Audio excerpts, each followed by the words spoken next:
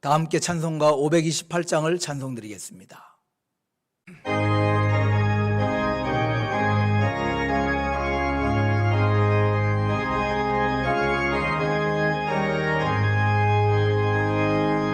예수가 우리를 부르는 소리 그 음성 부드러워 문 앞에 나와서 사면을 보며 우리를 기다리네. 오라 오라 방황치 말고 오라. 죄 있는 자들아 이리로 오라. 주 예수 앞에 오라. 간절히 오라고 부르실 때에 우리는 지체하려 주님의 은혜를 왜 아니 받고 못 들은 죄 하려나. 오라 오라 방황치 말고 오라. 죄 있는 자들아 이리로 오라. 주 예수 앞에 오라. 세월이 살같이 빠르게 지나 쾌락이 끝이 나고 사망의 그늘이 너와 내 앞에 돌리며 가리오네. 오라 오라 방황치 말고 오라. 죄 있는 자들아 이리로 오라. 주 예수 앞에 오라. 우리를 위하여 예비해 두신 영원한 집이 있어. 죄 많은 세상을 떠나게 될 때 영접해 주시겠네. 오라 오라 방황치 말고 오라. 죄 있는 자들아 이리로 오라. 주 예수 앞에 오라. 오늘 함께 기도할 제목은 첫째로 어린 자녀들이 신앙의 기초를 잘 다지게 하시고 수고하는 선생님들에게 지혜와 사랑으로 가득 채워주시기를 기도합니다. 둘째는 교회 구석구석 청소하기 위해서 앞장서 수고하는 모든 봉사자들과 애쓰는 우리 구역장들에게 하나님께서 삶의 많은 복으로 갚아주시기를 기도합니다. 환우들을 위해서도 계속해서 기도합니다. 주님 한번 부르고 간절히 기도하겠습니다. 주여!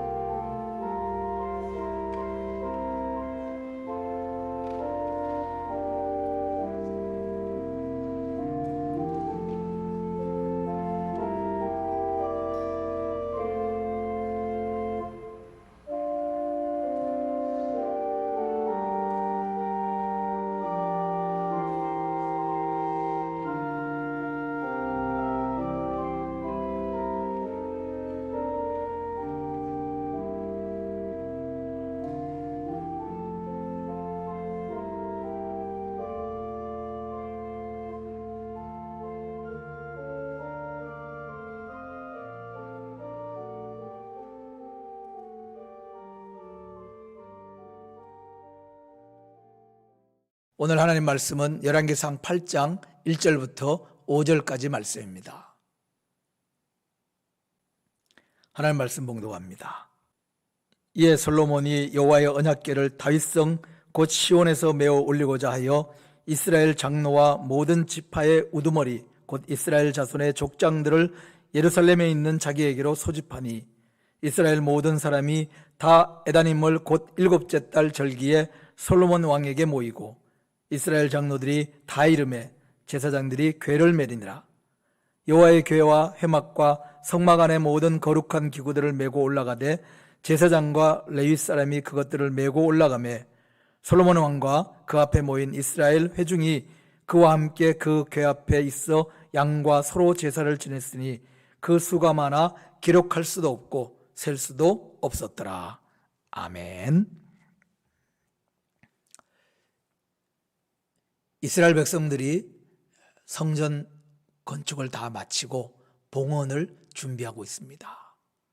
봉헌을 준비하기 위해서 하나님의 궤를 옮기고 그리고 백성들이 한자리에 모입니다. 이 열왕기상 8장은 중요한 특징이 하나 있습니다. 그게 뭐냐 하면 구약성경 전체에서 이스라엘 백성이라고 하는 표현이 가장 많이 나오는 장입니다.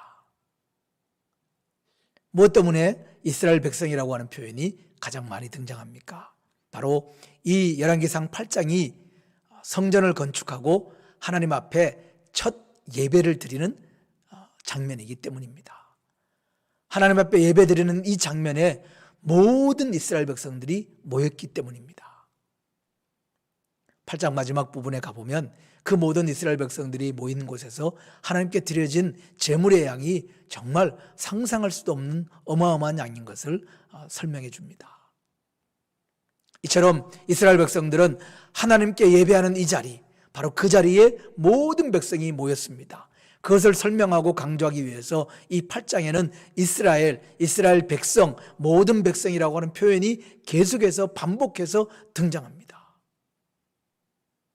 하나님을 예배하는 자리, 그 자리가 바로 모든 이스라엘 백성들이 함께 모인 자리, 모든 이스라엘 백성들이 하나 되는 자리였습니다. 성전을 건축하는 7년이 넘는 동안에 이스라엘 백성들은 결코 한자리에 모인 적이 없었습니다. 3분의 1씩 가서 나무를 베고 벌목을 하고 돌을 나르는 공사를 했습니다. 백성들은 각자 자기가 맡은 역할과 자기가 맡은 책임에 따라서 곳곳에서 흩어져서 성전 건축을 위해서 애를 썼습니다. 한자리에 모인 적은 없습니다. 이스라엘 백성들이 이 거룩한 성전을 짓고 그 성전에서 첫 예배를 드리는 그 자리는 바로 온 나라의 백성들이 하나가 되는 자리였고 함께하는 자리였습니다. 이 말의 의미는 바로 예배가, 그리고 한자리에 모여서 성전에서 드리는 그 예배가 모든 하나님의 백성이 하나가 되는 자리이고 하나가 되는 중요한 의미를 갖는 순간이라는 것을 말해줍니다. 우리는 오늘날 안타깝게도 성전 예배에 모든 성도들이 함께하기 어려운 가슴 아픈 상황을 지나가고 있습니다. 물론 코로나라고 하는 예상하지 못한 안타까운 상황입니다. 또 이 코로나 상황을 통해서 하나님이 우리에게, 믿는 성도들과 믿지 않는 모든 사람들에게 주시고자 하는 하나님의 교훈이 있습니다. 하나님의 음성이 있습니다. 우리는 영적인 마음을 열고 귀를 열고 하나님의 뜻이 무엇인지를 깊이 심사숙고하고 또 기도하면서 가슴에 새겨야 합니다. 그냥 단순히 자연재해이고 인간이 어떻게 할 수 없는 그런 재난으로 끝날 일은 아닙니다. 모든 세상을 주관하시고 만물을 주관하시는 하나님의 뜻이 무엇인지 우리는 분명히 살펴야 합니다. 섣불리 경솔하게 답을 말할 수 없고 또 정답을 찾아내는 것은 불가능할지도 모릅니다. 그러나 그럼에도 불구하고 겸손하게 하나님의 뜻이 어디에 있는지를 생각해야 합니다. 우리는 이 코로나 때문에 하나님 앞에 나와서 예배하는 것조차도 수월하지 않다는 걸 깨닫습니다. 직장의 문제, 또 주변 사람들의 문제 때문에 예배에 오고 싶어도 오지 못하는 분들도 있습니다.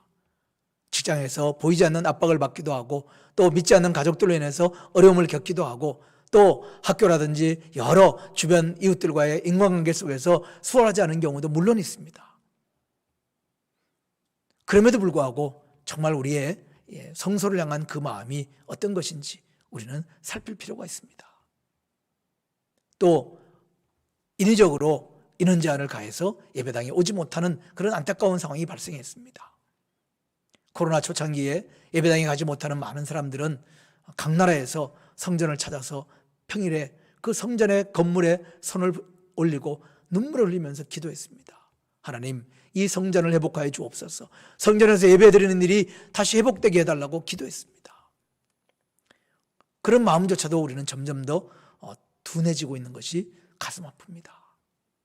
사랑하는 성도 여러분, 영상으로 또는 스마트폰이나 아니면 TV를 통해서 예배드리는 일이 익숙해지고 있지 않습니까?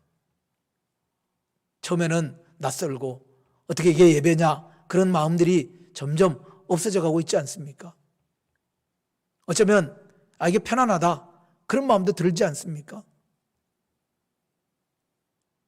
만약에 우리가 어느 곳에서든지 아무 때나 예배만 드리면 되지, 그냥 어느 곳에서 어떤 모습으로든지 그냥 말씀만 들으면 되지, 그것이 진정한 예배라면 왜 우리가 거룩한 성소를 만들고 그 성소에 나와서 예배하겠습니까? 왜 성전을 완성하고 그곳에서 모든 이스라엘 백성들이 처음으로 함께 예배하면서 하나가 되겠습니까? 그리고 그 자리에서 우리는 하나님의 백성이다, 이스라엘 백성이다, 택한 백성이다, 거룩한 하나님 안에서 하나이다, 심지어는 함께 살아가고 있는 이방인들조차 그 속에 하나 되는 역사들이 일어납니다.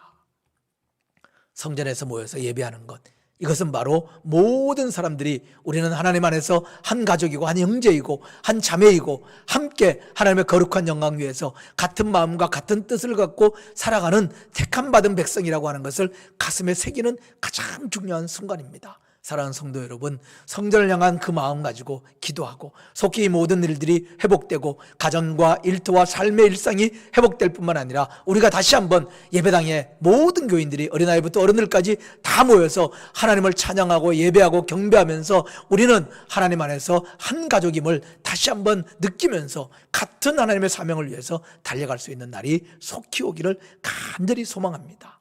또 그런 날을 위해서 우리가 기도로 준비하고 또 하나님의 거룩한 성소를 사모하는 마음으로 더욱더 어디에 있든지 경건하고 거룩하고 구별된 마음으로 예배하고 주님을 찬양하는 귀한 삶이 되시기 축복합니다. 오늘 본문은 하나님의 언약궤를 가져옵니다. 다윗이 왕이 되고 그리고 예루살렘을 수도로 정하고 나서 그 수도에 하나님의 궤를 가져왔습니다.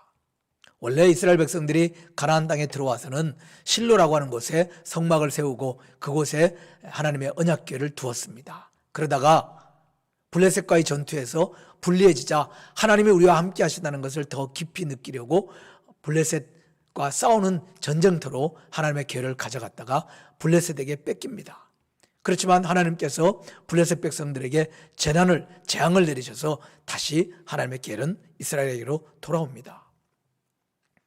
돌아오다가도 중간에 국경에 방치되어 있던 것을 다윗이 예루살렘으로 옮겨왔습니다. 하나님의 성막이 있는 실로로 가서 제사장들이 그곳에서 하나님을 예배한 것이 아니고 그냥 다윗이 있는 다윗성에 하나님의 궤를 모셔다 놨습니다. 그리고 세월이 흐르는 동안 하나님의 궤는 방치되었습니다. 잊혀졌습니다. 우리가 성경을 꼼꼼히 읽어보아도 다윗이 하나님의 언약궤를 다윗성으로 가져왔다, 그 후에 하나님의 언약궤에 대해서 언급되는 부분은 거의 찾아볼 수가 없습니다. 하나님의 언약궤가 방치되어 있다가 이제 성전이 세워지고 그곳으로 옮겨집니다. 하나님의 언약궤가 방치되었다는 것은 무슨 의미입니까? 하나님의 언약궤가 상징하는 게 뭡니까? 하나님과 우리는 특별한 언약을 맺은 백성이다. 하나님과 우리는 특별한 관계이다. 이것이 언약궤가 담고 있는 의미입니다. 다시 말해서 이스라엘 백성들은, 그리고 이스라엘을 다스리는 통치자는 언제나 우리는 하나님의 택한 백성이고 하나님이 우리의 왕이시고 하나님이 우리의 주인이시고 우리는 오직 하나님 영광 위에서 이 땅에서 살아가야 되는 백성들이고, 그리고 그 하나님께서 온 나라 열방 가운데 택한 민족을 영광되게 존귀하게 세우셔서 영광 받으실 것이라고 하는 믿음과 확신을 가지고 소망을 가지고 살아가는 것이 하나님의 택한 백성들의 모습입니다. 그래서 무슨 일을 하든지 언제 어디서나 언제나 하나님이 중심이고 하나님이 주인 되시고 하나님을 삶의 우선으로 두고 살아가는 것이 이스라엘 백성들, 택한 백성의 사명이고 올바른 모습입니다. 그런데 그 하나님의 언약궤가 방치되어 있고 잊혀져 있었다는 사실은 하나님이 삶의 중심이 아니라 점점 더 인간이, 사람이 삶의 중심이 되어갔다는 것을 상징합니다. 다윗이 왕이 되고 나라를 이끌고 그 가운데 전쟁이 일어나고 또 자녀들이 반란을 일으키고 또 아들에게 왕권을 물려줄 때에 왕권을 놓고 아들 간에 혈투가 벌어지고 다툼이 벌어지고 이런 모든 과정을 거쳐오는 사이에 하나님은 그 속에서 잊혀지고 하나님이 중심에 있지 않았다는 사실을 이 방치된 하나님의 언약궤가 상징적으로 우리에게 말씀하고 있는 겁니다. 하나님이 중심이 아니라 인간의 지혜, 인간의 판단, 인간의 생각, 인간의 감정, 인간의 느낌이 언제나 더 먼저였고 하나님을 향해서 기도하고 하나님의 인도하심을 구하고 하나님께서 전적으로 이끄심에 따라 순종하겠다고 하는 마음이 조금은 잊혀졌다는 사실을 말해줍니다. 사랑하는 성도 여러분, 우리는 하나님의 사람으로 열심히 살아갑니다. 가정에서 믿음의 역사를 일구기 위해서, 일터에서 하나님의 약속을 성취하기 위해서, 우리의 삶이 복을 받는 자리, 하나님의 은혜를 선포하는 자리, 하나님께서 영광받는 자리 되게 하기 위해서 열심히 살아갑니다. 교회 안에서도 열심히 봉사합니다. 우리는 어디 가나 열심히 합니다. 그래서 이와 같은 놀라운 일을 일으켜낸 이 민족이 되고 또 이 백성이 되지 않았습니까? 열심히 삽니다. 열심히 살지 않으면 죄 짓는다고 생각하고 그럴 정도로 열심히 삽니다. 아침부터 밤늦게까지 부지런히 삽니다. 아이들에게도 열심히 공부하라 그렇게 말합니다. 아이들도 새벽부터 밤늦게까지 학교 가고 학원 가고 정신없습니다. 그렇게 열심히 살아가고 열심히 살아가면서 하나님의 백성으로서 귀한 일들을 이루려고 애쓰는 것 좋은 일입니다. 아름다운 일입니다. 훌륭한 일입니다. 그런데 그런 사이에, 우리도 깨닫지 못하는 사이에 하나님이 변두리가 되고 하나님이 잊혀지고 하나님이 중심에 있지 않는 일들이 우리 삶 속에 일어날 수 있다는 겁니다. 내가 열심히 살기만 하다 보면, 열심히 뭔가를 하다 보면 모든 것들이 다 되는 것이 아니고, 그러는 사이에 나도 모르게 하나님을 옆으로 놓고 인간적인 생각이, 인간적인 의지가, 인간적인 욕심이, 인간적인 판단이, 내가 가지고 있는 목표와 내가 가지고 있는 열정이 앞서는 일이 생길 수 있습니다. 내가 의지를 가지고 뭔가를 하고 내가 뭔가 열정을 가지고 행하고 내가 뭔가 열심을 행하는 것 중요합니다. 그러나 그러는 중에 자칫하면 하나님은 잊혀질 수 있다는 것, 하나님이 중심에서 벗어날 수 있다는 사실, 이것을 우리는 잊어서는 안 됩니다. 언제나 하나님이 중심이 되고 하나님이 우선이 되고 하나님이 먼저가 되는 그런 삶을 살아낼 때 우리의 모든 삶을 통해서 하나님이 영광 받으시는 귀한 열매가 맺혀질 줄로 믿습니다. 언제 어느 자리에서 무엇을 하든지 언제나 하나님 중심으로 살아갈 수 있기를 간절히 축복합니다. 기도하겠습니다. 사랑의 아버지 하나님, 솔로몬과 그리고 모든 사람들은 예배하는 자리에 하나로 모였습니다. 하나님, 첫 예배드리는 그 자리가 온 이스라엘 백성들이 하나 되는 자리였습니다. 하나님의 거룩한 백성임을 확인하는 자리였습니다. 하나님 안에서 하나가 되는 자리였습니다. 하나님, 안타깝게도 지금은 모든 성도들이 한 자리에 모이기 어려운 그 현실을 지내고 있습니다. 아버지 하나님, 어느 곳에서 어떤 모양으로 예배하든지 하나님을 향한 거룩한 마음, 구별된 마음, 사모하는 마음, 갈급한 마음을 잃어버리지 않도록 도와주시옵소서. 속히 모든 상황이 안정되어서 한 자리에 모여서 예배하게 하시옵소서. 함께 오직 하나님 한 분 바라보며 성소에서 예배하며 우리가 하나님 안에서 한 가족임을 다시 한번 깊이 새길 수 있도록 도와주시옵소서. 무엇보다 아버지 하나님, 간절히 기도하옵기는 세상 속에 살아갈 때에 하나님이 언제나 중심이 되게 하시고 하나님이 우선이 되는 삶을 살게 하시옵소서. 나의 열정, 나의 목표, 나의 의지, 나의 뜻, 나의 지혜, 나의 경험이 먼저가 되지 않도록 언제나 우리를 지켜주시옵소서. 하나님 늘 기도하게 하시고 늘 주님 바라보게 하시고 늘 주님 뜻을 묻고 순종해가는 믿음의 삶을 이루어내는 귀한 주의 자녀들 다 될 수 있도록 하나님 인도하여 주시옵소서. 아버지 하나님, 우리 사랑하는 모든 교회 학교 어린 자녀들 말씀과 신앙 안에서 잘 자라게 하시옵소서. 정말 그들의 삶이 믿음의 반석 위에, 신앙의 반석 위에, 말씀의 반석 위에 세워지게도 도와주시옵소서. 이 일을 위해 수고하는 모든 선생님들에게 지혜 주시고 선생님들 위해 하나님께서 놀라운 은총 더하여 주시옵소서. 아버지 하나님, 상급학교 진학을 위해서 준비하는 자녀들도 있고 또 애쓰는 자녀들 하나님께서 도와주기를 간절히 원합니다. 하나님, 교회 구석구석 청소하고 또 봉사하는 우리 봉사자들이 있습니다. 또 이를 위해서 앞장서는 우리 구역장님들 하나님께서 기억해 주시고 그들의 수고와 그들의 헌신이 하나님의 거룩한 나라에 다 쌓이게 하시고 삶을 통하여 만배 은혜로 채워지는 귀한 은혜 있도록 하나님 인도하여 주시옵소서. 우리의 삶이 늘 하나님께 영광되기 원합니다. 하나님께로 나가기 원합니다. 하나님 은혜 안에 있기 원합니다. 주님께서 우리 삶을 도와주시고 오늘도 우리의 삶의 순간순간마다 성삼위 하나님이 지켜 인도하여 주시옵소서. 예수님 이름으로 기도하옵나이다. 아멘. 하늘에 계신 우리 아버지여, 이름이 거룩히 여김을 받으시오며 나라의 마옵시며 뜻이 하늘에서 이룬 것 같이 땅에서도 이루어지이다. 오늘 우리에게 일용할 양식을 주옵시고 우리가 우리에게 죄 지은 자를 사하여 준 것 같이 우리 죄를 사하여 주옵시고 우리를 시험에 들게 하지 마옵시고 다만 악에서 구하옵소서. 대개 나라와 권세와 영광이 아버지께 영원히 싸움나이다. 아멘.